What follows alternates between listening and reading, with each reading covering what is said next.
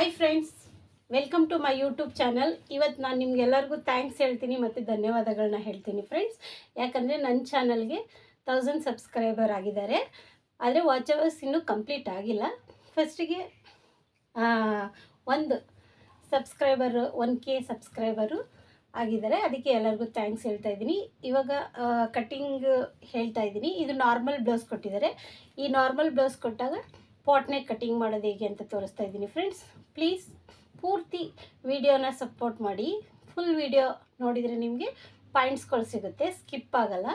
ಹಾಗಾಗಿ ಪೂರ್ತಿ ವಿಡಿಯೋನ ನೋಡಿ ಅಂತ ಹೇಳ್ತೀನಿ. ಇವಾಗ ಸ್ಲೀವ್ ನೋಡಿ, ಇಲ್ಲಿ ಕಡಿಮೆ ಮಾಡಿ ಅಂತ ಹೇಳಿದ್ದಾರೆ. ಆ ಕಡಿಮೆ ಮಾಡೋದಕ್ಕೆ ನಾನು ಇಲ್ಲಿ ಎಕ್ಸ್ಟ್ರಾ ಏನು ಬಿಟ್ಕೊಳ್ತಿದ್ದೆ, ಆ ಕಡಿಮೆಗೆ ಅದು ಸರಿ ಹೋಗುತ್ತೆ ಅಂತ ಇಲ್ಲಿ ಮಾಡಿ ಇಟ್ಕೊಂಡಿದ್ದೀನಿ ನೋಡಿ. ಈ ಥರ ಇನ್ನೂ ಒಂದು ಏನಂದರೆ, ಸ್ಲೀವಲ್ಲಿ ಆರ್ಮೋಲ್ಸ್ ಅನ್ನೋದೇ ಇಂಪಾರ್ಟೆಂಟ್ ಆಗಿರುತ್ತೆ. ಈ ಥರ ನೋಡ್ಕೊಳ್ಳಿ. ಇಲ್ಲಿ 8ವರೆಗೆ ಒಂದು ಗಿಟ್ಟು ಕಡಿಮೆ ಇದೆ. ಇಲ್ಲಿಂದ ನಾನು ಆ ಗೀಟು ಕರೆಕ್ಟಾಗಿ ಮಾರ್ಕ್ ಬಂದಿದೆ. ಹೀಗೆ ನೋಡಿದ್ರು ಕೂಡ, ಈ ಥರ ಶೇಪಲ್ಲಿ ನೋಡಿದ್ರು ಕೂಡ ನಮಗೆ ಅದೇ ಮಾರ್ಕು ಬರುತ್ತೆ. ಮತ್ತು ಇನ್ನೊಂದು ಹಾರ್ಮೋಲ್ಸ್ದು ಈ ಪಾಯಿಂಟನ್ನು ಚೆಕ್ ಮಾಡ್ಕೋಬೇಕಂದ್ರೆ ಈ ಥರ ನೀಟಾಗಿ ಇಟ್ಕೊಳ್ಳಿ. ಈ ಪಾಯಿಂಟಿಂದ ಈ ಪಾಯಿಂಟ್ ಕರೆಕ್ಟಾಗಿ ಇಟ್ಕೊಳ್ಳಿ. ಇದು 7ವರೆ ಇದೆ, ನನಗೂ ಕೂಡ ಇಲ್ಲಿ 7ವರೆ ಬಂದಿದೆ. ಇಷ್ಟೇ ಸ್ಲೀವ್ ಕಟ್ಟಿಂಗ್ ಅನ್ನೋದು. ಇಲ್ಲಿ ಕ್ಲೋಸ್ ಮಾರ್ಕು ಈ ಥರ ಹಾಕ್ಕೊಂಡ್ರೆ ನಮಗಿಲ್ಲಿ 1ವರೆಯಿಂದ ಈ ಶೇಪ್ನ ಟರ್ನ್ ಮಾಡಿಕೊಂಡು ಇಲ್ಲಿ ನಾವು ಆದಷ್ಟು ಡೌನ್ ಮಾಡ್ಕೋಬೇಕು. ಇಲ್ಲಿ ರಿಂಕಲ್ ಬರದೇ ಇರೋ ಥರ ನೋಡ್ಕೋಬೇಕು. ಇದೇ ಸ್ಲೀವ್ ಕಟ್ಟಿಂಗ್ನ ಒಂದು ರಿಂಕಲ್ ಬರದೇ ಇರೋ ಥರ ನೋಡ್ಕೊಳ್ಳೋದೆ ಕಟ್ಟಿಂಗಲ್ಲಿ ಇರೋವಂಥದ್ದು. ಮತ್ತು ಸ್ಟಿಚಿಂಗ್ ಈಸಿ ಇರುತ್ತೆ ಕಟ್ಟಿಂಗ್ ಮಾಡಿದರೆ. ಅದಕ್ಕೋಸ್ಕರ ನೋಡಿ, ಈ ಥರ ಈ ಶೇಪಲ್ಲಿ ಇಲ್ಲಿ ಕಡಿಮೆ ಆದಷ್ಟು ಬಂದರೆ ನಿಮಗೆ ಕರೆಕ್ಟಾಗಿ ರಿಂಕಲ್ಸ್ ಬರಲ್ಲ. ಆರ್ಮೋಲ್ಸ್ ರಿಂಕಲ್ ಅನ್ನೋದೇ ಬರಲ್ಲ ನೋಡಿ. ಇಷ್ಟು ಇನ್ನೊಂದು ಆರ್ಮೋಲ್ಸ್ ರಿಂಕಲ್ಸು, ಅದು ಕೂಡ ಯಾವ ಥರ ಕಟ್ಟಿಂಗ್ ಮಾಡೋದಂತ ತೋರಿಸ್ತೀನಿ. ಈ ಏನು ಇಲ್ಲಿ ಮಾರ್ಕ್ ಮಾಡ್ಕೊಂಡಿದ್ದೀವಿ 7ವರೆಗೆ, ಅಲ್ಲಿನೇ ಹಾಕೊಂಡಿದ್ದೀನಿ. ಮತ್ತು ಇಲ್ಲಿಂದ ಅರ್ಧ ಇಂಚಿಗೆ ನಾನು ಶೇಪ್ ತೊಗೊಳ್ಳೋದು. ಅಂದರೆ ಇಲ್ಲಿಂದ 1ವರೆಗೆ ತೊಗೊಳ್ಳಿ. 1ವರೆಗೆ ಈ ಥರ ಮಾರ್ಕ್ ಮಾಡಿಕೊಂಡು ಇಲ್ಲಿಂದ ಬರ್ತಾ ಎಸ್ ಶೇಪಲ್ಲಿ ನೀವು ಈ ಥರ ಎಸ್ ಶೇಪಲ್ಲಿ ಕೊಟ್ಟರೆ ನಿಮಗೆ ಶೇಪ್ ಅನ್ನೋದು ಬರುತ್ತೆ. ಇದು ನಾನು ಆಮೇಲೆ ಕಟ್ಟಿಂಗ್ ಮಾಡ್ಕೊಳ್ತೀನಿ. ಇವಾಗ ಫಸ್ಟಿಗೆ ಇವಾಗ ಬ್ಯಾಕ್ ನೋಡಿ. ಇವ್ರದ್ದು ಶೋಲ್ಡ್ರ್ ಮೆಜರ್ಮೆಂಟ್ ಬಂದು 14ವರೆ, ಚೆಸ್ಟ್ ಬಂದು 10. ಬ್ಯಾಕ್ನ ಕಟ್ಟಿಂಗ್ ಮಾಡುವಾಗ ನೀವು ಪೂರ್ತಿ ವೇಸ್ಟ್ ಏನು ಮೆಜರ್ಮೆಂಟ್ ತೊಗೊಳ್ಳೋದೇನು ಬೇಡ ಪ್ಲೀಸ್.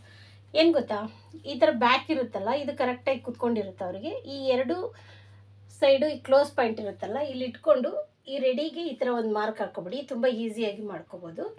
ಇಲ್ಲಿ ಡಾಟ್ ಎಲ್ಲಿ ಹಿಡ್ದಿರ್ತಾರೆ ಅಂತ ಒಂದ್ಸತಿ ಈ ಥರ ನೋಡಿಕೊಂಡು ಇಲ್ಲಿ ಮಾರ್ಕ್ ಮಾಡ್ಕೊಳ್ಳಿ. ನೆಕ್ಸ್ಟು ಎಷ್ಟು ಹಿಡ್ದಿರ್ತಾರೆ ಅನ್ನೋದಕ್ಕೂ ಈ ಥರ ಮಾರ್ಕ್ ಮಾಡ್ಕೊಳ್ಳಿ. ಇಲ್ಲಿ ಡಾಟ್ ಹಿಡಿಬೇಕಲ್ಲ 1 ಇಂಚು, ಇಲ್ಲಿ ಕೂಡ 1 ಇಂಚಿಗೆ ಮಾರ್ಕ್ ಮಾಡ್ಕೊಳ್ಳಿ. ಇಲ್ಲಿ 3ವರೆ ಅಥವಾ 4, ಇದು ನೋಡಿ, ಇದು 3ವರೆ ಇದೆ. 3ವರೆ 4ವರೆವರೆಗೂ ನೀವು ಮಾರ್ಕ್ನ ಮಾಡ್ಕೋಬೋದು ನೋಡಿ. ಇಷ್ಟು ಬ್ಲೌಸಲ್ಲಿ ಸ್ಟೆಪ್ ಬೈ ಸ್ಟೆಪ್ನ ಮಾರ್ಕ್ ಮಾಡ್ಕೊತ ಹೋದರೆ ನಿಮಗೆ ಈಸಿಯಾಗಿ ಗೊತ್ತಾಗುತ್ತೆ. ಈ ಬ್ಲೌಸ್ಗೆ ನಾವು ಈ ಮೆಥಡಲ್ಲಿ ನಾವು ಇಲ್ಲಿ ಮಾರ್ಕ್ ಮಾಡ್ಕೊಳ್ಳೋಕೆ ರಾಂಗ್ ಆಗುತ್ತೆ. ಪಾಟ್ ನೆಕ್ಗೆ ಬೇರೆ ಥರ ಮಾರ್ಕು, ಅಂದರೆ ನೆಕ್ ಆ್ಯಂಡ್ ಶೋಲ್ಡರ್ ಸೇಮ್ ಇರುತ್ತಲ್ಲ, ಅದನ್ನು ಡಿವೈಡ್ ಮಾಡಿಕೊಂಡು ನಾವು ಮಾಡ್ಕೋಬೇಕಾಗುತ್ತೆ. ಇವಾಗ ಪ್ರತಿ ಬ್ಲೌಸಲ್ಲೂ ಒಂದೊಂದು ಚೇಂಜಸ್ ಇದ್ದೇ ಇರುತ್ತೆ ಫ್ರೆಂಡ್ಸ್ ನೋಡಿ. ಇದು ನಾನೇ ಮಾಡಿರೋಂಥ ಬ್ಲೌಸ್ ಡಿಸೈನು, ಸಿಂಪಲ್ ಆಗಿರೋ ಡಿಸೈನು ನೋಡಿ. 13ವರೆ ಇದೆ, 14ಕ್ಕೆ ನಾನು ಮಾರ್ಕ್ ಮಾಡ್ಕೊಳ್ತಾ ಇದ್ದೀನಿ. ನೀವು ಬೇಕಂದರೆ ಕಡಿಮೆಗಾದರೂ 14 ಮುಕ್ಕಾಲ್ಗೂ ಮಾಡ್ಕೋಬೋದು. ನಾನು 14ವರೆಗೆ ಮಾರ್ಕ್ ಮಾಡ್ಕೊಳ್ತಾ ಇದ್ದೀನಿ. ಇದು ಬ್ಯಾಕು ಪಾಟ್ ನೆಕ್ಕು. ನೀಟಾಗಿ ಈ ಥರ ಒಂದು ಲೈನ್ನ ಹಾಕ್ಕೊಳ್ಳಿ. 13ವರೆ ಇದೆಯಲ್ಲ, 14 ಅರ್ಧ ಇಂಚು ಎಕ್ಸ್ಟ್ರಾ. ಮೊದಲೇ ಇಲ್ಲಿ ಆಲ್ರೆಡಿ ಇಲ್ಲಿ ಸ್ಟಿಚಿಂಗಿಗೆ ಬಿಟ್ಟಿರ್ತೀವಲ್ಲ, ಅಲ್ಲಿಗೆ ಇವತ್ತು ಮಾಡ್ತಾ ಇರೋ ಮಾರ್ಕಲ್ಲಿ ಒಂದೊಂದೇ ಸ್ಟೆಪ್ನ ನಾನು ಹೇಳ್ಕೊಡ್ತೀನಿ ನೋಡಿ. ಇಲ್ಲಿ ಅರ್ಧ ಇಂಚಿಗೆ ಸ್ಟಿಚಿಂಗಿಗೆ ಈ ಥರ ನೀವು ಎಷ್ಟು ಸ್ಟಿಚಿಂಗ್ ಮಾಡ್ತೀರಾ ಅಂತ ನಿಮ್ಗೆ ಗೊತ್ತಿರುತ್ತೆ. ಈ ಥರ ಒಂದು ಮಾರ್ಕ್ನ ಮಾಡ್ಕೊಳ್ಳಿ.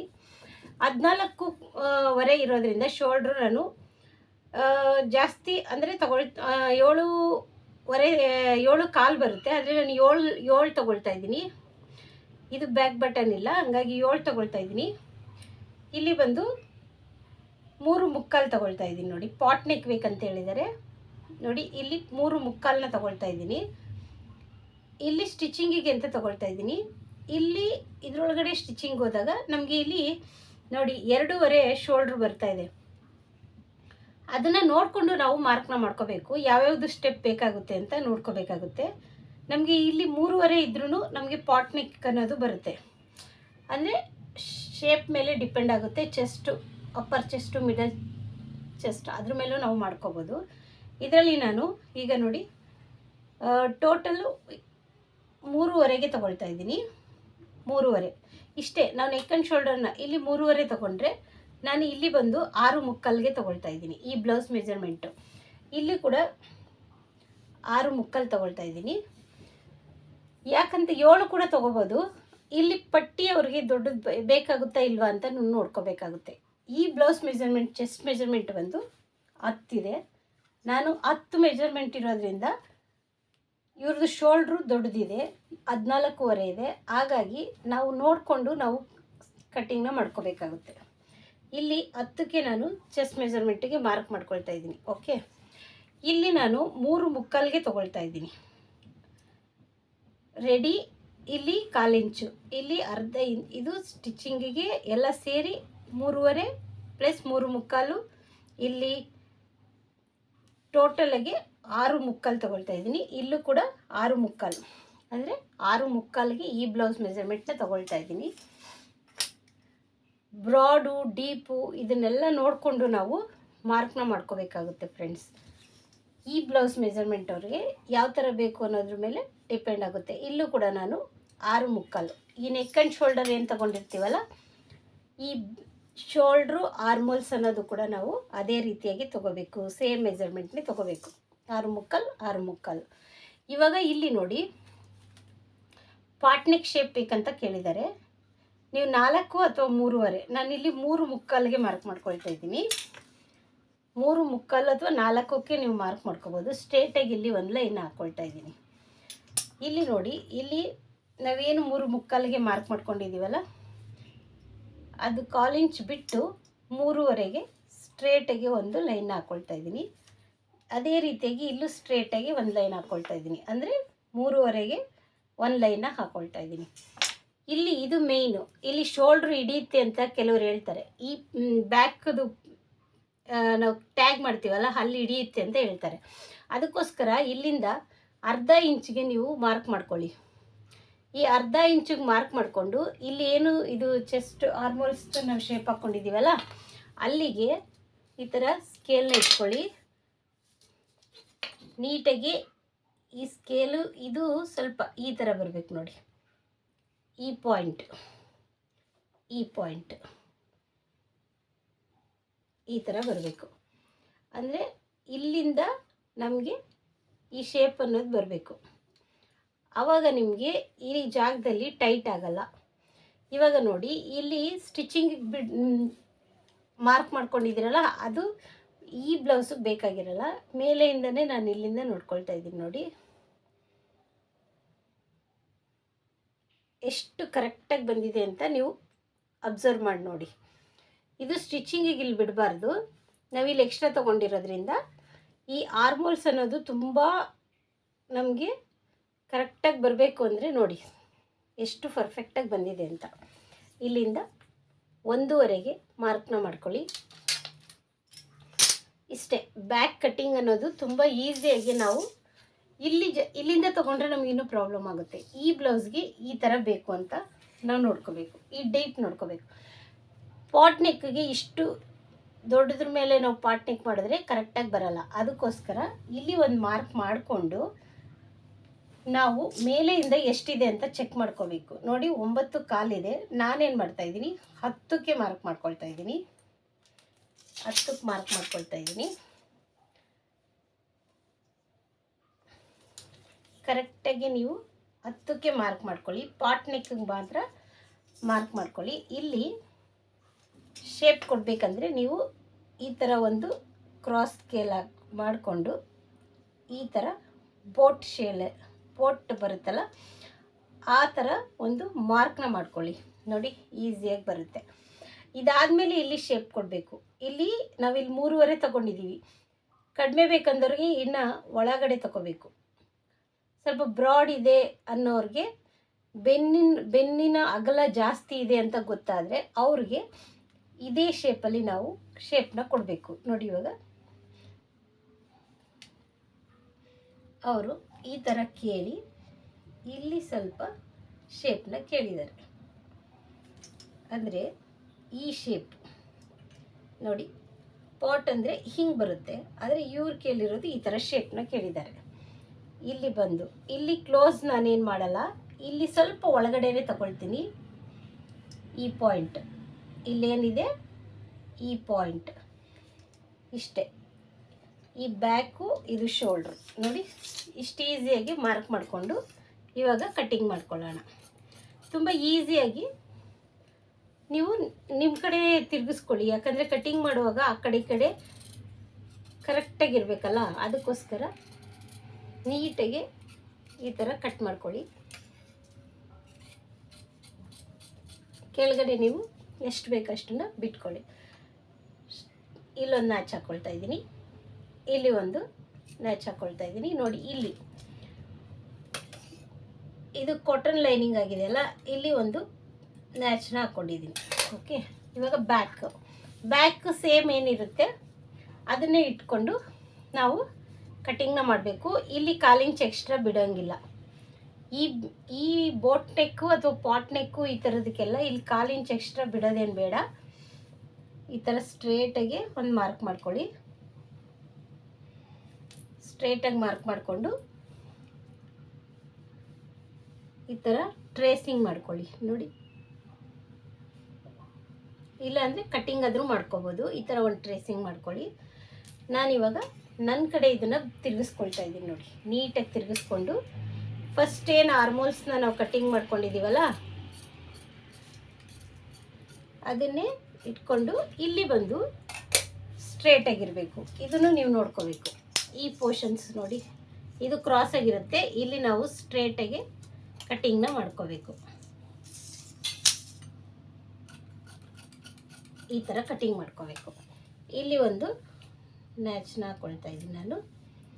ನೆಕ್ಸ್ಟ್ ಬಂದು ನೋಡಿ, ಈ ಥರ ಇಟ್ಕೊಂಡಿದ್ದೀನಿ. ಈ ಥರ ಇಟ್ಕೊಂಡಿರೋದು ಏನಕ್ಕೆ ಅಂದರೆ ಇಲ್ಲಿ ನಾವು ಟ್ರೇಸಿಂಗ್ ಮಾಡಬೇಕಾಗುತ್ತೆ. ನಮ್ಮದು ಬ್ಯಾಕ್ ಇರುತ್ತಲ್ಲ, ಈ ಬ್ಯಾಕ್ ಇಲ್ಲಿ ಮಾರ್ಕ್ ಮಾಡ್ಕೊಂಡಿದ್ದೀವಲ್ಲ, ಈ ಮಾರ್ಕ್ಗೆ ನೋಡಿ ಈ ಥರ ಒಂದು ಈ ಥರ ರೋಲರ್ ಸಿಗುತ್ತೆ, ಅದರಲ್ಲಿ ಟ್ರೇಸಿಂಗ್ ಮಾಡಿಕೊಂಡ್ರೆ ಕೆಳಗಡೆ ಡಾಟ್ ಡಾಟ್ ಥರ ಓಲ್ ಥರ ಬಿದ್ದಿರುತ್ತೆ. ಫ್ಯಾಬ್ರಿಕ್ ಏನೂ ಆಗಲ್ಲ. ಅದನ್ನು ನೋಡಿಕೊಂಡು ಈ ಥರ ಮಾರ್ಕ್ ಮಾಡಿಕೊಂಡು ಇಲ್ಲಿಂದ 1/2 ಇಂಚು ನೋಡಿ ಮೇಲಿಂದ ಬರಬೇಕು.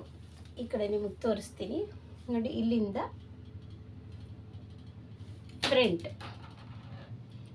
ಈ ಥರ ಮಾರ್ಕ್ ಮಾಡೋದ್ರಿಂದ ನಮಗೆ ಇಲ್ಲಿ ಶೇಪ್ ಅನ್ನೋದು ಫ್ರಂಟಲ್ಲಿ ಚೆನ್ನಾಗಿ ಕುತ್ಕೊಳ್ಳುತ್ತೆ. ಇಲ್ಲಿಂದನೇ ಬರಬೇಕು, ಮೇಲಿಂದನೇ ಬರಬೇಕು. ತುಂಬ ಈಸಿಯಾಗಿ, ಇದು ನಾರ್ಮಲ್ ಬ್ಲೌಸ್ಗಿಂತ ನಿಮಗೆ ಈಸಿಯಾಗಿ ಗೊತ್ತಾಗುತ್ತೆ. ಈಸಿ ಮೆಥಡಲ್ಲಿ ಇರುತ್ತೆ. ಇಲ್ಲಿ 3/2 ತಗೊಂಡಿದ್ವಲ್ಲ, ಇಲ್ಲಿ ಕೂಡ 3/2ಗೆ ಸ್ಟ್ರೇಟಾಗಿ ಒಂದು ಮಾರ್ಕ್ ಮಾಡ್ಕೊಳ್ಳಿ. ತುಂಬ ಈಸಿ ಇದೆ ಫ್ರೆಂಡ್ಸ್. ಆರ್ಮೋಲ್ಸ್ ಅನ್ನೋದೇ ಇಂಪಾರ್ಟೆಂಟ್, ಅದಕ್ಕೋಸ್ಕರನೇ ಈ ಕಟ್ಟಿಂಗು. ಇಲ್ಲಿ ಫ್ರಂಟ್ ನೋಡ್ಕೋಬೇಕು ನಾವು. ಈ ಥರ ಇಟ್ಕೊಳ್ಳಿ, ಕ್ಲಾತ್ನ ಈ ಥರ ಇಟ್ಕೊಂಡು ನೀಟಾಗಿ ಈ ಥರ ಸ್ಟ್ರೇಟ್ ಹಾಕ್ಕೊಳ್ಳಿ. ಸ್ಟ್ರೇಟ್ ಹಾಕ್ಕೊಂಡು ಎಷ್ಟಿದೆ ಅಂತ ನೋಡಿ, 6.75 ಇದೆ. ಇಲ್ಲಿ ನಾನು 6.75ಗೆ ಮಾರ್ಕ್ನ ಮಾಡ್ಕೊಳ್ತಾ ಇದ್ದೀನಿ. 6.75ನ ಮಾರ್ಕ್ ಮಾಡಿಕೊಂಡು ಇಲ್ಲಿ ಸ್ವಲ್ಪ ಚೇಂಜಸ್ ಇದೆ ನೋಡಿ, ಈ ಶೇಪಲ್ಲಿ ಮಾರ್ಕ್ ಮಾಡ್ಕೋಬೇಕು. ಯಾವಾಗಲೂ ನಾವು 2 ಕಾಲಿಗೆ ಮಾರ್ಕ್ ಮಾಡ್ಕೊಂಡಾಗ ಇಲ್ಲಿ ಮಾಡ್ತೀವಿ, ಇದು ರಾಂಗ್. ಈ ಬ್ಲೌಸ್ಗೆ ಈ ಥರ ಶೇಪಲ್ಲಿ ಮಾರ್ಕ್ ಮಾಡ್ಕೋಬೇಕು ಅಷ್ಟೇ. ಇದು ಬ್ಲೌಸ್ದು ಡಿಫ್ರೆನ್ಸ್ ನೋಡಿದ್ರೆ ಈ ಥರ ಶೇಪಲ್ಲಿ. ಯಾಕಂದರೆ 3.5 ಇಂಚ್ ತೊಗೊಂಡಿದ್ದೀವಲ್ಲ, ತುಂಬ ಈ ಥರ ಮಾಡೋಕ್ಕೆ ಹೋದಾಗ ಇಲ್ಲಿ ನಮಗೆ ಕರೆಕ್ಟಾಗಿ ಕುತ್ಕೊಳ್ಳಲ್ಲ. ಅದಕ್ಕೋಸ್ಕರ ಈ ಶೇಪಲ್ಲಿ ಕಟ್ಟಿಂಗ್ ಮಾಡ್ಕೋಬೇಕು. ಇಲ್ಲಿ ಬಂದು ಸ್ಟ್ರೇಟಾಗಿ ಲೈನ್ ಮಾರ್ಕ್ ಮಾಡಿದ್ವಲ್ಲ, ಅದಕ್ಕೆ ಒಂದು ಕಟ್ಟಿಂಗ್ನ ಮಾಡ್ಕೊಂಬಿಡೋಣ. ಈಗ ಚೆಸ್ಟ್ ಮೆಜರ್ಮೆಂಟು ಚೇಂಜ್ ಇದ್ದರೆ ಮಾತ್ರ ಚೇಂಜಸ್ ಮಾಡಬೇಕು, ಇಲ್ಲ ಅಂದರೆ ಬೇಡ. ಇದನ್ನ ಇಟ್ಕೊಳ್ಳಿ. ಇದನ್ನ ಇಟ್ಕೊಂಡು ಇಲ್ಲಿ ಒಂದು ಮಾರ್ಕ್ನ ಮಾಡ್ಕೊಳ್ಳಿ. ಮಾರ್ಕ್ ಮಾಡಿಕೊಂಡು ಕೆಳಗಡೆಯಿಂದ ಇದು ಸ್ಟಿಚ್ಚಿಂಗಿಗೆ, ಓಕೆ, ಇಲ್ಲಿಂದ 2.25 ಇಂಚಿಗೆ ಮಾರ್ಕ್, ಅಂದರೆ ಇದು ಸ್ಟಿಚ್ಚಿಂಗಿಗೆ ನಮಗೆ ಬೇಕಾಗಿರೋದು 2.25 ಇಂಚು ಬೆಲ್ಟ್. ಇಲ್ಲಿ ಕೂಡ ಚೇಂಜಸ್ ಏನಿರಲ್ಲ, ಇಲ್ಲೇನು ದೊಡ್ಡದಿದೆ ಪಟ್ಟಿ ಅದೆಲ್ಲ ನೋಡ್ಕೋಬೇಕು. ಇಲ್ಲಿಂದ 4 ಅಥವಾ 3.25ಗೆ ಮಾರ್ಕ್ ಮಾಡ್ಕೋಬೇಕು. ಇಲ್ಲಿಂದ 1 ಇಂಚ್ ಮಾರ್ಕ್ ಮಾಡ್ಕೋಬೋದು. ಇಲ್ಲಾಂದರೆ ನಾನು ಈ ಥರ 3 ಥರ ಮಾರ್ಕ್ ಮಾಡ್ಕೋತೀನಿ, ನನಗೆ ಈಸಿಯಾಗಿ ಮೆಥಡು. ಇಲ್ಲಿಂದ 3.25ಗೆ ಒಂದು ಸ್ಟ್ರೇಟ್ ಲೈನ್ ಹಾಕ್ಕೊಳ್ತೀನಿ. ಇಲ್ಲಾಂದರೆ ನೀವು ಈ ಬ್ಲೌಸ್ ಮೆಜರ್ಮೆಂಟ್ಗೆ 4ಕ್ಕೆ ಹಾಕ್ಕೋಬೋದು. ನಾವು ಈ ಶೇಪ್ ಪ್ರಿಂಟ್ ಜಾಸ್ತಿ ತೊಗೊಂಡಿದ್ದೀವಲ್ಲ, ಅದಕ್ಕೋಸ್ಕರ 4ಕ್ಕೆ ಈ ಥರ ಸ್ಟ್ರೇಟ್ ಲೈನ್ನ ಹಾಕ್ಕೊಂಡಿದ್ದೀನಿ. ಇಲ್ಲಿಂದ ಇಲ್ಲಿ ಸ್ಟಿಚಿಂಗಿಗೆ ಅಂತ ಮಾರ್ಕ್ ಮಾಡ್ಕೊಂಡಿದ್ದೀನಿ. ಅದೇ ಮಾರ್ಕಲ್ಲಿ ತುಂಬ ಈಸಿಯಾಗಿ, ತುಂಬ ಅಂದರೆ ಈಗ ಕಟ್ಟಿಂಗ್ ಡೀಟೇಲ್ಸು ನಿಮಗೆ ಯಾವ ಥರ ಬೇಕಾಗುತ್ತೆ, ತುಂಬ ಲೆಂತ್ ಇದ್ರೂ ನಿಮಗೂ ಇಷ್ಟ ಆಗಲ್ಲಲ್ಲ, ಅದಕ್ಕೋಸ್ಕರ ಈ ಬ್ಲೌಸಲ್ಲಿ ಏನಿದೆ ಅದೇ ಥರ ಮಾರ್ಕು. ಈ ಪಟ್ಟಿಯಿಂದ ಈ ಪಟ್ಟಿಗೆ ನೋಡಿ, ಇಲ್ಲಿಂದ 1.25, ನಾನು ಇಲ್ಲಿಂದ 1.25ಗೆ ಮಾರ್ಕ್ ಮಾಡ್ಕೊಳ್ತಾ ಇದ್ದೀನಿ. ಇದನ್ನು ಜಾಯಿಂಟ್ ಮಾಡ್ತಾಯಿದ್ದೀನಿ, ಇಲ್ಲಿ ಕೂಡ ಜಾಯಿಂಟ್ ಮಾಡ್ತಾಯಿದ್ದೀನಿ, ಇದು ಕೂಡ ಜಾಯಿಂಟ್ ಮಾಡ್ತಾಯಿದ್ದೀನಿ. ನೋಡಿ ಈ ಥರ ನಿಮ್ಗೆ ಬೇಕಂದರೆ ಇದನ್ನು ಶೇಪಲ್ಲೂ ಕೂಡ ಈ ಥರ ಶೇಪಲ್ಲೂ ಕೂಡ ಕಟ್ಟಿಂಗ್ ಮಾಡ್ಬೋದು, ಈ ಥರನೂ ಮಾಡ್ಬೋದು. ತುಂಬ ಈಸಿ ಮೆಥಡಲ್ಲಿ ನೋಡಿ, ಈ ಥರ ಶೇಪು ಕೂಡ ಕೊಡ್ಬೋದು, ಏನು ತೊಂದರೆ ಇಲ್ಲ. ಈ ಥರ ಕಟ್ಟಿಂಗ್ ಮಾಡಿ ತುಂಬ ಈಸಿಯಾಗಿ ಈ ಥರ ಕಟ್ಟಿಂಗ್ ಮಾಡ್ತಾ ಹೋಗಿ, ಯುನೀಕ್ ಆಗಿರುತ್ತೆ ಮತ್ತು ನಿಮಗೆ ಪ್ರಾಬ್ಲಮ್ ಅನ್ನೋದು ಬರಲ್ಲ. ಈ ಥರ ಆಯ್ತಲ್ಲ, ಇವಾಗ ಇಲ್ಲಿಂದ ಈ ಡಾಟು, ಇದು ಈ ಡಾಟು, ಈಗ ಇಲ್ಲೇನು ನಾವು ಮಾರ್ಕ್ ಕ್ರಾಸಾಗಿ ತೊಗೊಂಡಿದ್ದೀವಲ್ಲ ಅದನ್ನೇ ಈಗ ಪಾಯಿಂಟ್ ಇಟ್ಕೊಂಡು ಇಲ್ಲಿಂದ 3.25 ಇಂಚಸ್ನ ಟೇಪಲ್ಲಿ ಮಾರ್ಕ್ ಮಾಡ್ಕೊಳ್ಳೋಣ.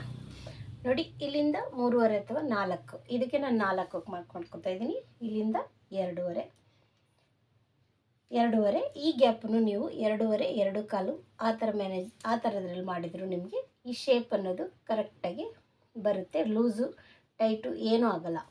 ಈ ಥರ ಈಸಿ ಮೆಥಡಲ್ಲಿ ನೀವು ಕಟ್ಟಿಂಗ್ ಮಾಡ್ಕೊಳ್ಳಿ.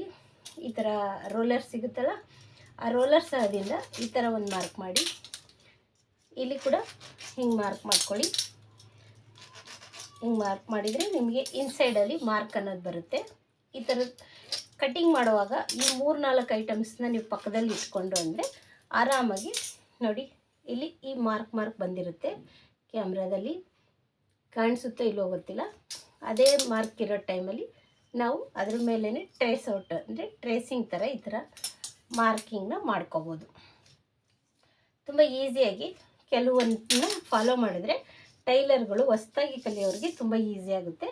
ಈಗ ಬೆಲ್ಟ್ ಕೂಡ ತುಂಬ ಈಸಿಯಾಗಿ ಕಟ್ಟಿಂಗ್ ಮಾಡ್ಕೋಬೋದು. ನೋಡಿ, ನಾವು ಯಾವ ಥರ ಫ್ಯಾಬ್ರಿಕ್ ಹಾಕ್ಕೊಂಡು ಕಟ್ ಮಾಡ್ತೀವಿ ಅನ್ನೋದಲ್ಲ, ನಮಗೆ ಅನುಕೂಲ ಆಗೋ ರೀತಿಯಲ್ಲಿ ನೀವು ಕ್ಲಾತ್ನ ಇಟ್ಕೋಬೇಕು. ಆವಾಗ ನಿಮಗೆ ಈಸಿಯಾಗಿ ಬರುತ್ತೆ. ಇದನ್ನು ಕೂಡ ಬೆಲ್ಟ್ ಕೂಡ ನಿಮಗೆ ಇದು ಎಕ್ಸ್ಟ್ರಾ ಪೀಸ್ ಅಂತ ಗೊತ್ತಾದರೆ ನೋಡಿ ಈ ಥರ ಇಟ್ಕೊಳ್ಳಿ. ಇಲ್ಲಿ ಒಂದು ಮಾರ್ಕ್ನ ಮಾಡ್ಕೊಳ್ಳಿ. ಈ ಮಾರ್ಕ್ ಮಾಡ್ಕೊಳ್ಳುವಾಗ ನಾವು ಡಾಟ್ಗೆ ಅಂತ ಇಟ್ಟಿರ್ತೀವಲ್ಲ, ಅಲ್ಲಿ ಬಂದು 1 ಇಂಚನ್ನ ಕಮ್ಮಿ ಮಾಡ್ಕೊಳ್ಳಿ. ಕಮ್ಮಿ ಮಾಡಿಕೊಂಡು ಇಷ್ಟು ಈ ಥರ ಇಟ್ಕೋಬೇಕು. ನಾವು ಆವಾಗಲೇ 2.25ಗೆ ಅಂತ ಬ್ಯಾಕಲ್ಲಿ ಮಾಡಿದ್ವಲ್ಲ, 2.25 + 1 ಇಂಚ್ ಅಂದರೆ 3.25ಗೆ ಇಲ್ಲಿ ಮಾರ್ಕ್ ಮಾಡ್ಕೊಳ್ಳಿ. ಇಲ್ಲಿ ಏನಿದೆ ಫ್ರಂಟಲ್ಲಿ ಇದನ್ನು ನೋಡ್ಕೋಬೇಕು. 3 ಇದೆ, ಸ್ಟಿಚಿಂಗಿಗೆ ಸೇರಿ ನಾನು 4ಕ್ಕೆ ಮಾರ್ಕ್ ಮಾಡ್ಕೊಳ್ತಾ ಇದ್ದೀನಿ. ಈ 3.25 ಅನ್ನೋ ಪ್ಲೇಸಲ್ಲಿ 3/4 ಇಂಚನ್ನ ಡೌನ್ ಮಾಡಿಕೊಂಡ್ರೆ ಈ ಪಾಯಿಂಟ್ ನೋಡಿ, ಈ ಪಾಯಿಂಟಲ್ಲಿ 4.25 ಇದೆಯಲ್ಲ, 4.25ಅಲ್ಲಿ 3/4 ಇಂಚನ್ನ ಕಡಿಮೆ ಮಾಡಿಕೊಂಡ್ರೆ ಇಲ್ಲಿ 3.25 ಬರುತ್ತೆ. ಅದನ್ನೇ ನಾವು ಶೇಪ್ ಅಂತ ಮಾಡ್ಕೋಬೇಕು. ಇಲ್ಲಿ ಬಂದು ಶೇಪ್ ಮಾಡಿಕೊಂಡ್ರೆ ನಮಗೆ ಕರೆಕ್ಟಾಗಿ ಡಾಟ್ ಹಿಡಿಯೋ ಜಾಗದಲ್ಲಿ ಶೇಪ್ ಅನ್ನೋದು ಕರೆಕ್ಟಾಗಿ ಕುತ್ಕೊಳ್ಳುತ್ತೆ. ಇಷ್ಟೇ ಫ್ರೆಂಡ್ಸ್. ಈ ವಿಡಿಯೋ ನಿಮಗೆ ಇಷ್ಟ ಆದರೆ ಲೈಕ್ ಮಾಡಿ, ಶೇರ್ ಮಾಡಿ ಮತ್ತು ಸಬ್ಸ್ಕ್ರೈಬ್ ಮಾಡಿಕೊಂಡು ಸಪೋರ್ಟ್ ಮಾಡಿ friends. Please support me. Thank you.